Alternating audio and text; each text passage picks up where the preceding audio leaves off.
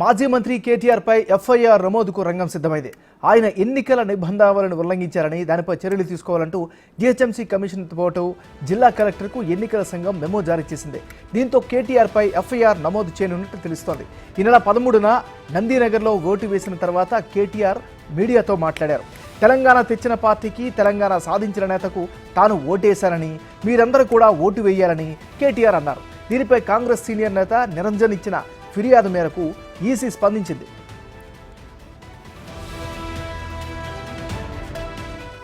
అసలు ఆ రోజు కేటీఆర్ ఏమన్నారో ఇప్పుడు ఒకసారి చూద్దాం. నేను తెలంగాణ తెచ్చిన పార్టీకి, తెలంగాణ తెచ్చిన నాయకుడికి నేను ఓటేశాను. మీరు కూడా ఓటేయాలని విజ్ఞప్తి. Thank you.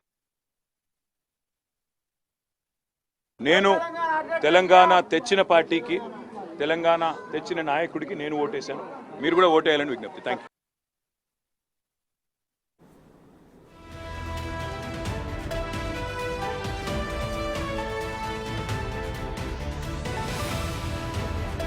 ఉంటేనే మనం బ్రేకింగ్ న్యూస్ చూస్తున్నాం. మాజీ మంత్రి కేటీఆర్ పై ఎఫ్ఐఆర్ నమోదుకు రంగం సిద్ధమైంది. ఆయన ఎన్నికల నిబంధనావళి ఉల్లంఘించారని, దానిపై చర్యలు తీసుకోవాలంటూ జీహెచ్ఎంసీ కమిషన్తో పాటు జిల్లా కలెక్టర్కు ఎన్నికల సంఘం మెమో జారీ చేసింది. దీంతో కేటీఆర్ పై ఎఫ్ఐఆర్ నమోదు చేయనున్నట్లు తెలుస్తోంది. ఈ నెల 13న నందినగర్లో ఓటు వేసిన తర్వాత కేటీఆర్ మీడియాతో మాట్లాడారు. తెలంగాణ తెచ్చిన పార్టీకి, తెలంగాణ సాధించిన నేతకు తాను ఓటు వేశానని, మీరందరూ కూడా ఓటు వేయాలని కేటీఆర్ అన్నారు. దీనిపై కాంగ్రెస్ సీనియర్ నేత నిరంజన్ ఇచ్చిన ఫిర్యాదు మేరకు ఈసీ స్పందించింది. ఇక ఇదే అంశానికి సంబంధించి మరింత లేటెస్ట్ అప్డేట్స్ని మా డిప్యూటీ బ్యూరో చీఫ్ సాదిక్ అందిస్తారు. సాదిక్. ఎంఎన్ఆర్ ఎన్నికల నిబంధనావళి MCC model code of conduct ను ఉల్లంఘించినందుకు గాను మాజీ మంత్రి కేటీఆర్ పై చర్యలు తీసుకునేందుకు రంగం సిద్ధమవుతుంది. ఆయనకు ఈ మేరకు ఎఫ్ఐఆర్ నమోదు కానుంది. ఈ మేరకు జిహెచ్ఎంసీ కమిషనర్, జిల్లా ఎన్నికల అధికారికి ఈసీ నోటీసు జారీ చేసింది. ఈ నెల 13వ తారీఖు రోజు, ఓట్ల రోజు, నందినగర్ లో ఓటు వేసిన తర్వాత కేటీఆర్ మాట్లాడుతూ తెలంగాణ తెచ్చిన పార్టీకి, తెలంగాణ సాధించిన నేతకు ఓటు వేశాను, మీరందరూ కూడా ఓటు వేయాలని ఆయన మాట్లాడడం అన్నది ఎన్నికల నిబంధనలకి ఉల్లంఘించడమే అవుతుందని G Niranjan, Congress party senior vice president ఉన్నాడు, ఆయన ఏఐసిసి మెంబర్ గా ఉన్నారు.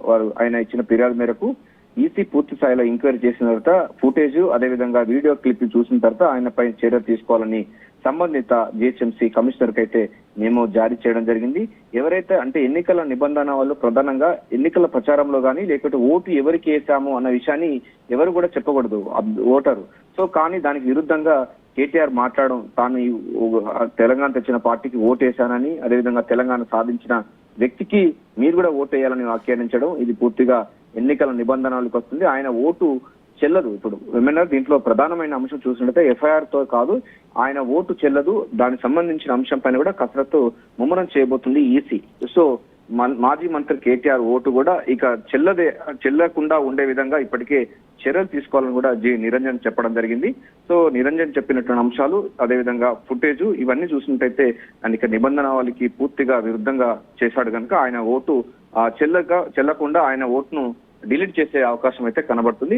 ఎఫ్ఐఆర్ నమోదు చేసిన తర్వాత, పూర్తి స్థాయిలో ఎంక్వైరీ చేసిన తర్వాత ఆయన ఓటు చెల్లకుండా ఉండే విధంగా అయితే ఎన్నికల సంఘం చర్యలు తీసుకునే అవకాశం అయితే మనకు కనబడుతుంది. ఆయనకు ఎఫ్ఐఆర్ నమోదు రావడానికి రంగం సిద్ధమవుతుంది. ఆయన యొక్క అంటే ఆయన వేసిన ఓటు కూడా డిలీట్ చేసే అవకాశం అయితే కనబడుతుంది. ఇది రాష్ట్ర చరిత్రలో ప్రథమం అని చెప్పవచ్చు. ఎందుకంటే ఎన్నికల సంబంధించినటువంటి నిబంధనలు ఉల్లంఘించినట్టు గాను